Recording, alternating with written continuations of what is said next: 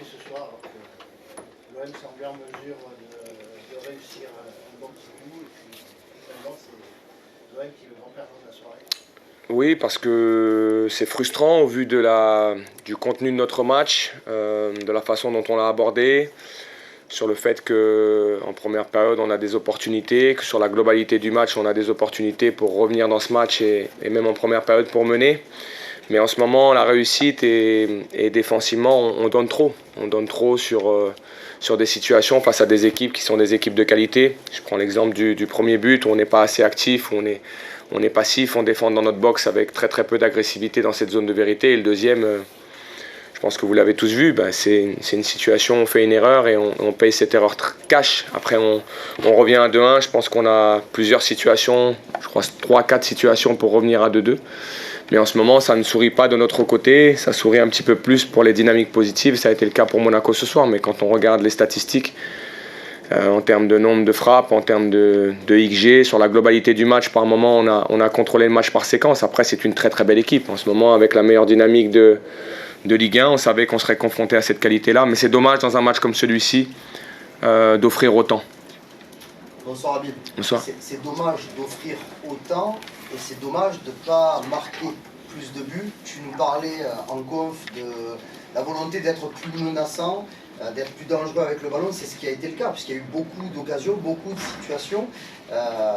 Du coup, est-ce que, je sais que c'est un petit peu compliqué parce que quand tu perds un match comme celui-là, tu dois avoir la tête un petit peu au fond du sac, mais est-ce que tu gardes quand même quelque chose de positif pour la dernière ligne droite, parce que ça va être triste. Non, ce que je garde de très positif, c'est ce que je dis et c'est ce que j'ai dit à mes joueurs. L'Olympique de Marseille, on ne peut pas se satisfaire de perdre 2 fois de suite. Donc ça, la frustration est là, la colère parfois est là parce qu'on se dit que ce moment-là, on ne veut pas le vivre. Maintenant, ce que j'ai aussi expliqué, c'est que on a été à un moment donné chasseur, on est revenu, on a été chassé, on redevient de nouveau chasseur. Maintenant, sur le match, par rapport à l'objectif du match et l'objectif de travail qu'on a eu pendant cette période justement de trêve internationale, il était vraiment important pour moi que le contenu du match sur l'aspect technique et sur cet aspect menaçant soit beaucoup plus important que ce qu'on a fait depuis que je suis arrivé au club. Pour plein de raisons, c'est qu'on a gagné des matchs, mais à mon sens, avec la qualité de l'équipe et la qualité de nos joueurs offensivement, ça n'était pas suffisant à mon goût. Je trouve que là, le fait d'avoir posé ce carré au milieu et notamment d'avoir Amine Gouiri et Ahmed Junior Traoré dans le dos de leurs deux milieux, on leur a posé beaucoup de problèmes, notamment sur la sortie de balle et sur leur pression, où d'habitude ils sont très efficaces. On a trouvé beaucoup de situations justement dans le dos avec Amine Gouiri et beaucoup de situations dans leur dos défensivement, et notamment les 2 premières situations qu'on a de 1 contre 1 avec Radeki, qu'on peut mieux négocier, mais c'est aussi un manque de réussite. À ce moment-là, je pense que sur la première période, on peut être devant, même si, encore une fois, je remets en perspective la qualité des Monégasques, leur connexion à l'intérieur, qui aurait pu à un moment donné aussi, sur 2 arrêts de Djero, leur permettre de marquer. Mais c'est vrai que c'est frustrant, mais par contre, sur le positif qu'on doit aller chercher, parce que le match arrive très très vite, celui de Metz, et sur le fait que, comme je l'ai dit, ça va jouer jusqu'au bout. Jusqu'à la dernière journée, il faudra qu'on soit là. Aujourd'hui, on redevient chasseur. Les résultats, vous l'avez vu sur cette journée, ont amené une compacité de toutes ces équipes qui vont jouer cette place européenne. À nous de faire en sorte que vendredi, ça soit un très très bon match, une victoire, parce qu'il faut absolument gagner. Là, on va être très très clair. Mais ça va être un match difficile face à une équipe qui joue aussi sa vie en Ligue 1. Et on sait que ces matchs-là sont difficiles. On aura sûrement le retour de Mason, mais on a aussi encore un blessé avec CJ. On a aussi quelques cartons, et c'est aussi pour ça qu'il a fallu gérer l'effectif, parce qu'on a eu ces questions-là sur les matchs d'avant, mais on se rend compte qu'avec la blessure de Naïef, il faut gérer tout ça. Donc c'est ce qu'il faut qu'on fasse pour être une équipe performante à travers la personnalité qu'on a eue ce soir par moment. Mais je vous dis, défensivement, à mon sens, en ce moment, on fait quelques erreurs qui nous coûtent beaucoup. Jean-François. Bonsoir. Bonsoir. Je rebondis un peu sur ce que tu disais. Ce soir, l'OM tombe du podium. Les joueurs sont très affectés, on les a entendus il y a quelques minutes. Est-ce que tu les sens encore capables physiquement et mentalement d'aller chercher le podium en fin de saison? Et si oui, pour quelle raison? À l'image de notre match ce soir, je pense qu'on a un creux en retour de deuxième mi-temps où je trouve qu'on est très très bas, on n'est plus assez agressif sur la notion d'aller chercher le porteur de balle, et c'est là où on concède en quelque sorte la situation du but, même si nous aussi on a eu quelques situations en début de deuxième mi-temps pour faire la différence. Et je trouve qu'on a très très bien fini. On a bien fini ce match avec de l'énergie, un match un peu ping-pong où ils auraient pu aussi eux après le 2-0, avoir une situation de troisième but qui aurait plié le match, mais c'est aussi les scénarios de ce type de match. Donc j'ai confiance dans l'aspect athlétique et le fait que dans cet aspect-là, on doit encore progresser parce que le jeu est différent, parce que la volonté d'aller vers l'avant est différente, la volonté de contre-presser, d'aller chercher, comme vous l'avez vu, où Radecki a beaucoup allongé parce qu'on leur laissait peu d'opportunités de sortir le ballon. Mais la réalité du match ce soir, c'est que je n'ai aucun problème sur la croyance de mon équipe sur les 6 derniers matchs à aller chercher l'objectif. Parce que même si on est dans une dynamique négative, le match de ce soir, dans le contenu, dans les opportunités, dans ce qu'on a été capable de créer, doit nous amener à avoir de la confiance. Mais encore une fois, en football, il n'y a jamais de hasard. Et ce soir, on perd parce qu'on donne trop, malheureusement. Bonsoir. Bonsoir. C'est vrai que dans ce match, on a vu une première mi-temps assez équilibrée et ça fait plusieurs matchs qu'on voit aussi en deuxième période, quand le scénario ne va pas en faveur de l'OM, des erreurs individuelles qui plombent le match. Alors, est-ce que le problème, du coup, il n'est pas mental? Je reviens un peu sur la question du collègue. Et donc, est-ce qu'il y a encore cet enjeu pour vous de laver les têtes encore? En fait, c'est le scénario du match et le résultat du match qui nous amène à penser qu'il faut laver les têtes et parce qu'on fait des erreurs. Si on fait des erreurs, c'est que la confiance combinée à cet aspect mental est très important. Lorsqu'on voit ce soir la situation, ce sont des joueurs de très très haut niveau qui parfois font ces erreurs-là. C'est dur pour eux dans un premier temps, mais c'est dur pour nous en tant qu'équipe. La seule réalité qu'on a aujourd'hui, c'est un petit peu le cliché dont tout le monde parle, tous les coachs parlent, c'est le travail, mais laver les têtes, c'est aussi s'appuyer sur ce qu'il y a de positif et montrer aussi les situations positives qui doivent nous amener à avoir de la confiance pour le match de vendredi. Si on part dans cet état d'esprit que tout est noir et que tout ne va pas en notre sens, ça sera compliqué de justement donner cette confiance-là aux joueurs. Mon job jusqu'au dernier match et jusqu'au 16 mai, c'est d'avoir cette croyance et cette capacité à leur donner cette confiance pour qu'ils puissent s'exprimer tous les week-ends. Quand on voit aujourd'hui la dynamique qu'avait cette équipe de Monaco, et pour avoir entendu un petit peu aussi ce qu'ont dit les Monégasques, qui sont tombés face à une équipe qui leur a posé beaucoup de problèmes, ça n'a pas été un match simple pour eux, mais en ce moment, eux, cette réussite, ils l'ont. Je pense à la situation de Facundo, la situation de Pierre-Emerick, où il y a ce ballon qui passe devant le but, on est là. Peut-être qu'avec un peu plus de réussite, on fait match nul, ou aussi aujourd'hui dans un match comme celui-ci, mais ce sont des scénarios d'après-match. Ce qui m'intéresse aujourd'hui, c'est ce qu'on a été capable de produire, la progression qu'on a eue quand même dans le jeu, dans un système qui, je pense, nous convient bien, mais parce qu'on a aussi les hommes pour les animer. On aura le retour de Mason sur le match de vendredi, et ça, c'est une bonne chose pour nous, mais voilà, il faut très très vite se reconcentrer dès demain et travailler pour aller chercher cette victoire parce qu'elle est très importante pour nous, pour la suite du championnat. Hi coach, Hi. What did you make of CJ Egan-Riley's performance there this evening? He has a good performance with the ball because I know he has the personality to play with the ball. I told him he will be under pressure of Balogun because Balogun takes the space behind all the time. He deal with it a lot of time. I think he's been aggressive in the air to win the first ball when Radecki played the long ball.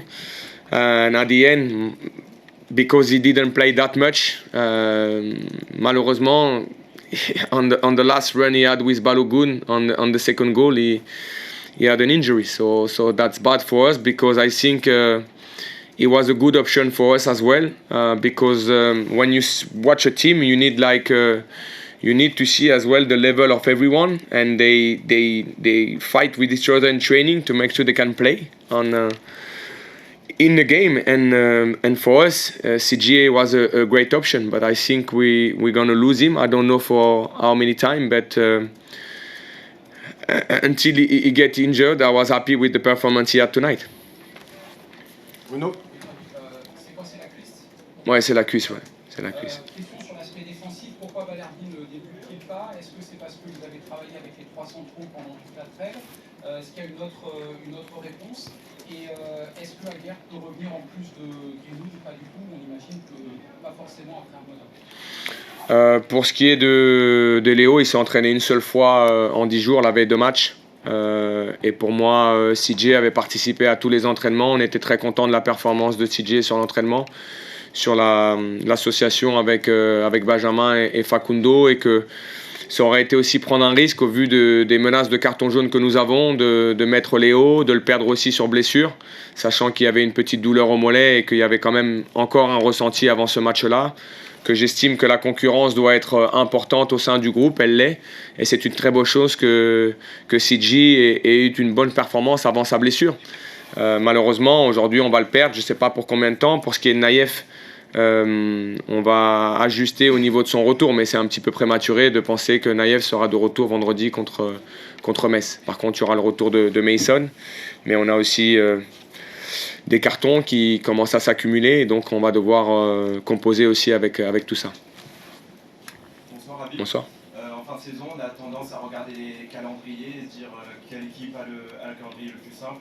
L'OM, à part Rennes, en dernier match, reçoit plutôt des équipes du bas de tableau. Est-ce que c'est une donnée importante pour toi? Non, pour moi, c'est manquer de respect à toutes ces équipes-là qui vont jouer leur survie en Ligue 1. Et ces matchs-là sont difficiles parce que ces équipes-là démarrent avec un point. Elles veulent le défendre jusqu'au bout. On a pu voir aujourd'hui que Lyon à Angers, ça n'a pas été simple. Que la Ligue 1 est une division très difficile et qu'on peut juste penser à nous être la meilleure équipe possible pour gagner ces matchs-là. Mais en aucun cas, on verra ces matchs-là un aspect favorable de se dire on joue l'équipe qui est le plus en difficulté en Ligue 1. Oui, pour le contexte extérieur, c'est un match que nous devons gagner et nous avons envie de le gagner et il faudra le gagner parce que ça, c'est l'objectif que nous devons avoir quand on est l'Olympique de Marseille. On ne peut pas se contenter de vivre justement ces moments-là avec une dynamique qui est très négative. Mais par contre, j'ai beaucoup de respect pour Metz, qui est allé à Rennes et qui n'a pas perdu. Et on voit que ce championnat est très difficile. Donc il faudra qu'on soit la meilleure version de nous-mêmes et qu'on soit très conquérant et surtout très très bon pour gagner ce match au Vélodrome. On sait que la semaine va être en termes de pression importante, mais c'est ce que j'ai dit à mes joueurs, il faut qu'on soit prêt à ça et que cette semaine, on travaille pour vendredi gagner notre match à domicile. Bonsoir Habib. Bonsoir. Vous avez évoqué le cas Amine Gouiri, qui a été quand même très important aujourd'hui dans le match, véritable dépositaire du jeu olympien. C'est vrai qu'actuellement, il avait un petit peu moins de temps de jeu. Est-ce que vous, hormis sa réalisation, vous avez été satisfait de lui Moi, j'ai beaucoup aimé sa prestation parce que c'est quelqu'un qui nous apporte la qualité technique. C'est un joueur qui a beaucoup de mobilité, et notamment dans le carré qu'on avait mis en place avec Quinten, Pierre, bien sûr, Ahmed et Amine. Sa mobilité a posé beaucoup de problèmes à cette équipe monégasque. Ça a fait sortir Kerrer. On a trouvé des situations de profondeur, notamment avec Igor, même s'il y a quelques situations où il est signalé hors jeu. Mais la qualité technique d'Amine à l'intérieur pour créer du lien est très importante pour nous. Il ne faut pas oublier qu'il n'a pas démarré aussi parce qu'il avait eu une blessure et qu'on ne voulait pas aussi perdre Amine Gouiri sur blessure, dans le sens où nous n'avons pas beaucoup de joueurs à ce poste-là. On a Oba, on a Amine, on a Ange aussi, Lago, qui est un jeune joueur, mais c'était très important aussi de voir Amine marquer en sélection, prendre du temps de jeu en sélection. Et je pense qu'aujourd'hui, athlétiquement, physiquement, il a été très très bien dans notre jeu, il marque, et ça c'est une belle récompense pour son match. Malheureusement, on aurait aimé aussi que cette récompense soit collective et qu'on puisse égaliser dans ce match. Dernière question, Karim. Du coup, vous avez perdu le dernier match avant la trêve contre un concurrent direct. Vous perdez le premier match après la trêve contre un concurrent direct. Tu as relancé certains joueurs pour ce soir, à l'image de CJ et d'Ahmed.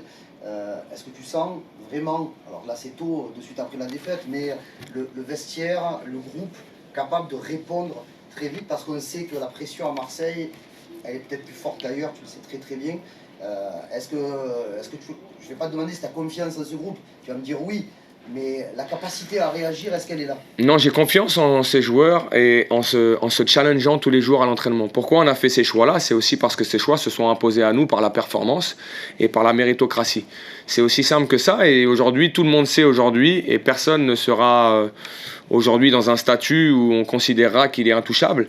Vous pouvez voir, depuis que je suis arrivé, on fait des choix qui sont forts. Si aujourd'hui la performance n'est pas au rendez-vous, on fera d'autres choix et des joueurs qui prendront aussi cette opportunité-là pour s'installer.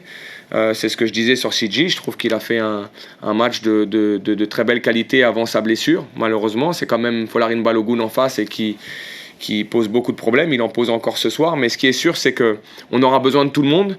On a vu de très bonnes choses aussi pendant cette trêve internationale, et on aura besoin de tout le monde pour créer cette émulation jusqu'au 16 mai et répondre à cette exigence qui est celle de gagner vendredi. Donc on pourra encore toucher ce 11 vendredi si on estime que c'est nécessaire. Mais ce qui est sûr, c'est que personne n'a de marge dans cet effectif, et il faut qu'on soit très compétiteur sur la semaine d'entraînement pour avoir le mérite de démarrer vendredi soir.